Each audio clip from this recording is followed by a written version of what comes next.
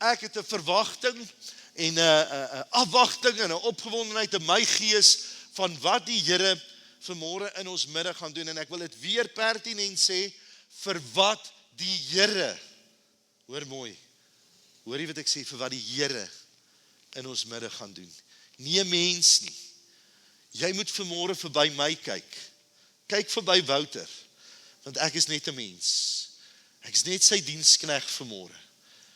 Maar die Here gaan vanmôre die werk doen deur sy kosbare Heilige Gees. Is jy opgewonde? En ek wil vanmôre met jou praat oor spesifiek die salwing van die Heilige Gees. Baie keer sal jy hoor ons praat, val in Pinkstergeleerdere sal ons sê, die salwing van die Heilige Gees was vanmôre so tasbaar en die salwing van die Gees was so aanvoelbaar vanmôre terwyl ons die Here aanbid het. Ek weet nie van jou nie, maar ek het net ervaar God is hier by ons en hy is hier om ons en sy salwing is net oor ons. Maar wat behels hierdie salwing dan van die Heilige Gees? Nou as ons begin in die Ou Testament, salwing het altyd ook olie impliseer. Mense in die Ou Testamentiese tyd wat deur God vir 'n spesifieke taak of bediening of roeping geroep is altyd ook met olie gesalf. Jy kan gelees in Exodus 30 spesifiek vanaf vers 23 waar Moses al die toebehore en dan ook vir Aaron en al die Lewiete gesalf het, maar reg deur die Ou Testament, wanneer konings of profete of priesters aangestel is en geroep is hulle dan ook met olie gesalf. Die olie was 'n uiterlike teken en 'n simbool van die bemagtiging van die Heilige Gees vir dan daardie spesifieke taak of daardie spesifieke roeping. Julle sal onthou, ons is so besig met Dawid en sy lewe en hoe om 'n gemeente en 'n man en 'n vrou na God se hart te wees. Nou in 1 Samuel 16 vers 13, as jy jou Bybel het, kan jy gou soontoe blaai. 1 Samuel 16 vers 13, en ons het dit 'n vorige keer al saam ook gelees, lees ons die volgende: Samuel het die horing met olie gevat en hom, dis nou Dawid, voor sy broers gesalf. En hoor mooi, die Gees van die Here het van daardie dag af kragtig in Dawid gewerk. Die ou vertaling sê, en die Gees van die Here was vaardig in Dawid se lewe van daardie oomblik af wat hy gesalf is. Is dit nie kosbaar nie? Met ander woorde, Dawid kon niks wat hy doen uit homself doen nie. Al wat hy gedoen het was uit die krag en die salwing van die Heilige Gees. Wat is dan die definisie van die salwing van die Heilige Gees? Dis die oomblik wanneer die Heilige Gees vaardig word oor ons lewens. Nou moet jy mooi verstaan, die dag as ek wedergeboorte word, kom woon die Heilige Gees binne in my. Dis die Gees van God wat my gees nuut en lewend maak, wat my ook wederbaar. Maar die salwing van die Gees is daar die spesifieke oomblikke en spesifieke tye wanneer sy Gees in 'n besonderse wyse vaardig oor my raak en ek dinge amper buite myself doen wat ek dalk nooit voorheen sou doen nie, of wat ek dit nie uit my eie krag of my eie wysheid sou kon doen nie, maar alleenlik vanuit die krag en die wysheid van die Here. Is dit nie iets wat jy begeer vanmôre nie? Ek soek meer van die salwing van die Heilige Gees. Jy sien, dit was die salwing wat Dawid toegerus het elke keer toe hy met die leeu en die beer te doen gehad het. En natuurlik toe hy by die Goliat, by die groot reus gekom het en vir hom gesê het, ek kom na jou toe in die naam van die Here, was die salwing van die Gees op daardie oomblik op Dawid gewees. En daarom kon hy met daardie boldness na Goliat toe aangestap kom. 2 Samuel 23 sê die volgende: Dawid skryf, hy sê, die Gees van die Here spreek in my en sy woord is op my tong. Dawid het tot die einde van sy lewe die salwing van die Heilige Gees in sy lewe gekoester en het omarm en absoluut meer en meer in sy lewe van dit bereik. Ons lees in Rigters 14 vers 19, die bekende verhaal van Samson. En raai wat het met Samson gebeur? elke keer wanneer hy oorwinning behaal het, is daar vooraf geskryf, en die Gees van die Here het vaardig oor hom geraak, en dan het Samson hierdie uitermate bo-menslike krag gekry, om die oorwinnings te behaal, wat hy kon behaal het. Want die salwing van die Heilige Gees was op hom. Natuurlik, as ons by die Nuwe Testament kom, praat ons van Christus as die gesalfde. Jy sien, die salwing van die Heilige Gees vind natuurlik sy grootste uitdrukking in die een wat die gesalfde genoem word, Jesus Christus. In Christus word die koninklike, die priesterlike, die profetiese ampt vervul, en daarom word hy ook die gesalfde genoem. Direk na Jesus se doop, ons lees dit in Lukas 4 vers 1, direk na Jesus gedoop is en hy uit die water uitgekom het, het die hemele geopen, en julle onthou dat die Here in 'n stem gesê het, dit is my geliefde seun, in wie ek welbehae het, en die Heilige Gees het in die vorm van 'n duif op hom neergedaal, en dan sê Lukas 4 vers 1 vir ons, en Jesus is vol van die Heilige Gees in die woestyn in. Kan julle dit onthou? En daar is Jesus vir 40 dae en nagte deur die Satan versoek. Maar hoor hierdie mooi ding. In Lukas 4 vers 14 lees ons, en nadat Jesus uit die woestyn gekom het, vol, hoor mooi, nog steeds vol van die Heilige Gees, is hy na Galilea toe. Jy sien, wanneer die salwing van die Gees op my rus, kan ek 'n woestyn ingaan, kan ek 'n storm inloop, sy Gees gaan my beskerm, sy Gees gaan my die krag gee, sy salwing sal my dra, dat ek selfs aan die ander kant nog voller van die Heilige Gees sal uitkom, amen. Daarom kan ek en jy nie sonder die salwing van die Heilige Gees nie. Die salwing dra jou, en dit bemagtig jou, om alles in die lewe te kan trotseer, en selfs sterker aan die kant uit te kan kom. In Handelinge 10, vers 38 is Petrus aan die woord, en hulle is besig om te bedien, en ouens is gevul met die Heilige Gees, en dan skryf hy hierdie, hy sê, met betrekking tot Jesus van Nasaret, hoe God hom gesalf het, met die Heilige Gees en met krag, hy het die land deurgegaan, goed gedoen, en almal genees wat onder die mag van die duiwel was, omdat God met hom was. Nou wil ek vanmôre vir jou sê, as die Seun van God, Jesus Christus, die salwing van die Heilige Gees nodig gehad het, wie is ek en jy vanmôre om te sê, ons het dit nie nodig nie? Amen? Ek het dit nodig. Ek kan nie 'n dag daar sonder nie. Ek kan nie 'n oomblik sonder die salwing van die Gees nie. Ek kan nie vanmôre hier staan en die woord van God bedien. Ek kan nie agter 'n klavier staan en aanbidding lei as ek nie die salwing van God se Gees oor my lewe het nie. Want hoor mooi vanmôre, Wouter is niks en Christus is alles. En hy moet in en deur my lewe verheerlik word. Die salwing het vir Christus gesag en autoriteit gegee.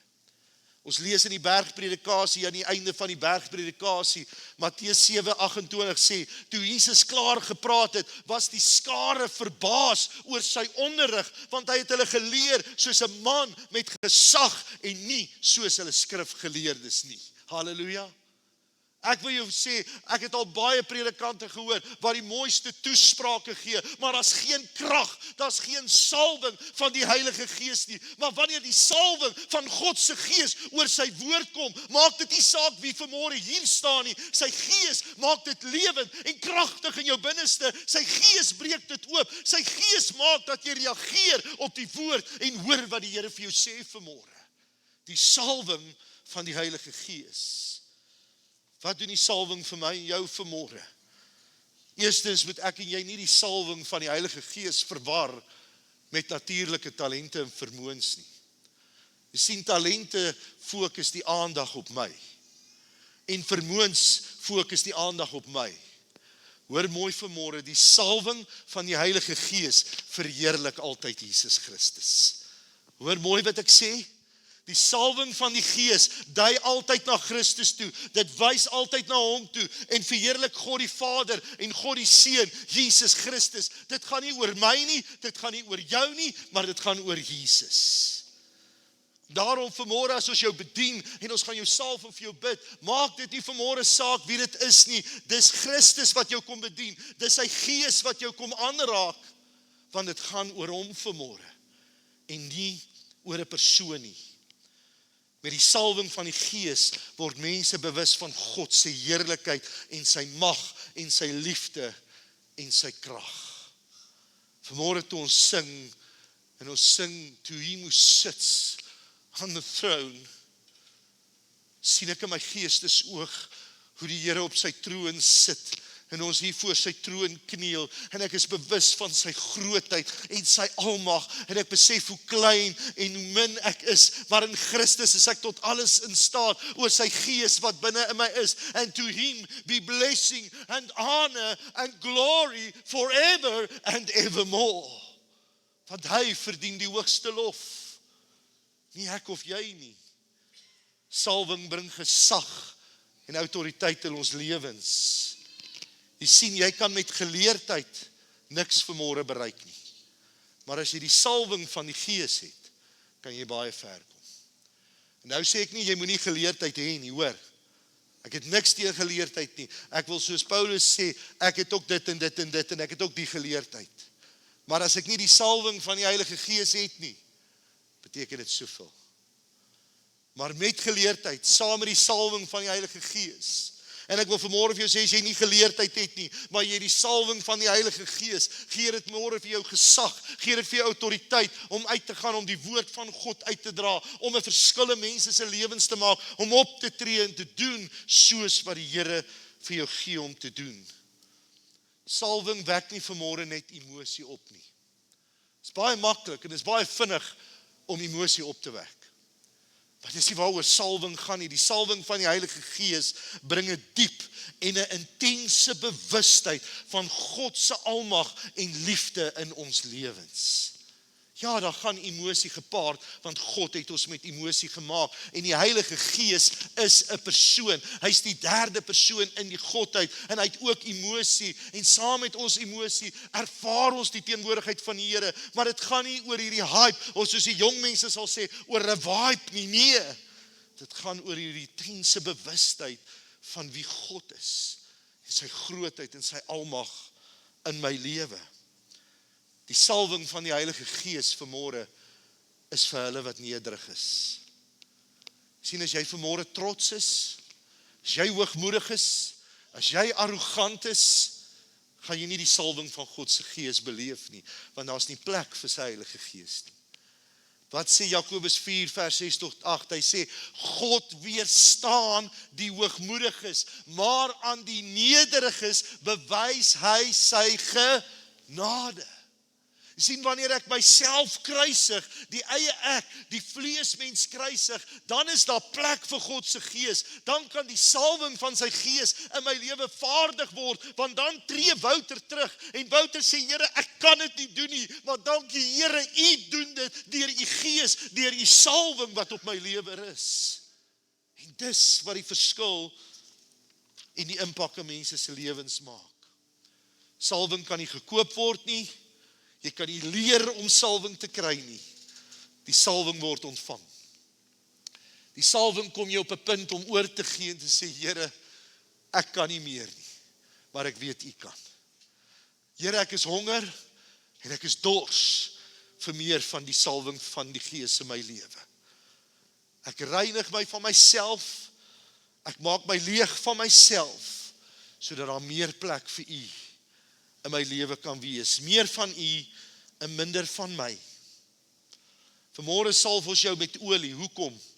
Ons het aan die begin gesê, in die Ou Testament is mense gesalf met olie en afgesonder. Olie was die simbool en is die simbool van die teenwoordigheid van die Heilige Gees, van sy krag, van sy voorsiening en ook van sy genesing. Ons lees in Jakobus 5 vers 16, dat daar gesê word, wanneer jy siek is, roep die ouderlinge, en dat hulle vir jou die hande oplê, en jou salf onder aanroeping van die naam van die Here, en dit sal vir jou genesing bring. Ons sien in Lukas 10 vers 34, dat die barmhartige Samaritaan by daai persoon gekom het wat op die pad gelê is en geroof is, en dat hy salfolie en wyn gevat het, en dit oor sy wonde gesmeer het, sodat dit gesond geword het. Jy sien, olie in die Ou Testamentiese tyd was ook 'n medisyne. Dit het genesing gebring. Olie was ook 'n simbool van voorsiening en voorspoed. Ons dink aan nardesolie, wat baie duursaam was in Jesus se tyd, en hoe Maria Jesus se voete gesalf het met hierdie verskriklike duur nardesolie. Ek lees dat in vandag se tyd, daai nardesolie tussen 600 en 800.000 rand werd was. Tussen 600 en 800.000 rand in vandag se waarde. En hierdie vrou kom en sy vat hierdie duursame olie en sy salf Jesus se voete, en Judas kom en sê, ons kon daai geld gevat het en vir die armes gegee het, terwyl hy gelieg het wat hy die geld vir homself gesoek. Hy het net vreeslik nobel geklink. En Jesus sê, doen dit wat julle kan doen aan my terwyl ek hier is. Die armes sal altyd onder julle wees. Olie dui op voorsiening en voorspoed. Daarom is daar ook selfs voorwerpe in die tempel gesalf. Ons lees dit in die tyd van Moses in Eksodus 30, dat hy die tabernakel en alles in die tabernakel gesalf het en afgesonder het vir die Here. Ons lees dat Jakob selfs die klip waarop hy gelê het in Genesis 28 gesalf het en afgesonder het vir die Here. Sien, as ons jou vanmôre salf, en as ons jou besie of 'n kaart of wat dit ook al is salf, dan kom ons eintlik vanmôre opnuut, want die olie het geen magic in nie, asseblief, daar's niks in dit nie, maar daardie olie simboliseer die krag, die teenwoordigheid van die Heilige Gees, en ons kom vanmôre, ons sê, Here, ons sit hierdie persoon, en ons sit hierdie persoon se finansies eenkant, ons sonder dit af vir die Here, en ons vertrou vir wonderwerke en voorsiening en vir deurbrake. Maar ek wil ook vanmôre vir jou sê, dit help nie ons salf, maar jy leef nie volgens God se beginsels nie. Dit help nie ek salf jou finansies vanmôre, maar jy maak skuld die wêreld vol nie. Want wat sê die woord van die Here oor skuld? Hy sê, as jy skuld het, is jy die slaaf van daardie persoon. En ek praat nie van huisskuld nie, dis 'n belegging. Eiendom is 'n belegging. Maar baie mense het soveel skuld en soveel lenings, en daai skuld bind hulle en dit maak hulle dood. En jy kan nie verstaan hoekom kan jy nie voorkom nie, maar eintlik is jy 'n slaaf van die wêreld. Baie mense gee nie hulle tiendes nie, hulle glo nie om tiende te gee nie, en hoor jy, ek het nie geld nodig nie, hoor, Here is vir ons goed, en hierdie gemeente gaan dit goed, maar ek gee dit vir jou vanmôre, vir jou part, vir jou doel, vir jou seun vanmôre. Die woord van die Here sê, bring die tiendes na die skathuis, sodat daar spys en drank in my huis kan wees, amen. Is tiende wetties glad nie, Abraham het al voor die wet tiende gegee.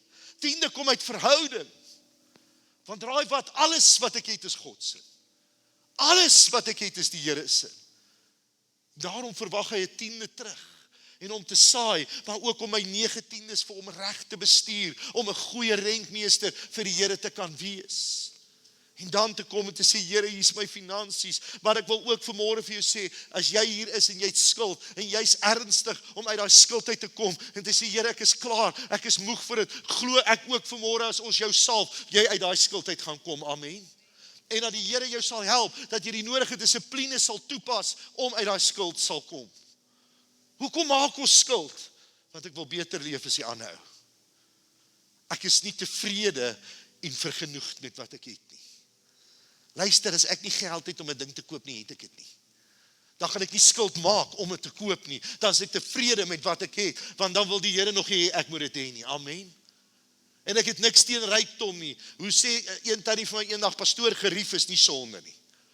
Ek het niks teen rykdom nie. As die Here jou seën en jou hand is oop om ook te gee, prys die Here, daar's niks fout daarmee nie. Maar as jy geld najag en geld is als in jou lewe en dit druk jou vas dat jy nie God kan dien en die salwing van sy Gees kan beleef soos wat jy moet nie, is daar dalk goed in jou lewe wat jy moet gaan regtrek. En sê, Here, help my om te leef soos U wil hê ek moet leef. Is jy gereed vanmôre vir die salwing van die Heilige Gees? Is jy gereed vanmôre? Is so 'n paar wat gereed is? Is jy bereid om oor te gee vanmôre? Is jy bereid om te laat gaan? Is jy bereid om onvoorwaardelik in God te glo vanmôre? Ons praat van die begin van die jaar af ook oor geloof en radikale geloof. Is jy bereid om jou vlees te kruisig, om die eie ek te kruisig, jou trots, jou planne, jou gedagtes en oor te gee aan die Here? Is jy bereid om God op sy totale woord te vat vanmôre en te sê ek glo dit, ja en amen. Ek wil hê daar waar jy sit, jy net vir 'n oomblik jou oë gaan sluit en die orkes na vore gaan kom, net daar waar jy sit. Sluit net daar vir 'n oomblik jou oë. Miskien is daar vanmôre in jou lewe sekere dinge wat jy dalk moet bely. Miskien het jy foute gemaak. Dalk is dit iets teenoor iemand, dalk is dit in 'n verhouding met iemand. Dalk is dit 'n ouer of 'n man of 'n vrou of 'n kind. Dalk het jy nodig om voor die Here vanmôre te bely en sê, Here, hierdie dinge is nie reg in my lewe nie en ek vra dat U my sal vergewe, dat ek sal vryspreek. Dalk is daar goed in jou finansies wat jy vanmôre moet bely, wat jy tot nou toe nie reg gedoen het nie. Sê, Here, vergewe my daarvoor. Help my om van vandag af U beginsels ook in my finansies te volg, Here. Wat dit ook al mag wees, wil ek jou geleentheid gee om met die Here vanmôre reg te maak. Dis, Here, hier is dit. Ek gee dit oor aan U vanmôre. Ek gee dit oor aan U, Here. Dankie, Jesus. Dankie, Jesus. Dat U nou mense se harte werk en nou mense se gees werk. Dankie dat U ons vryspreek en vergewe met die kosbare bloed en dat U ons ook reinig.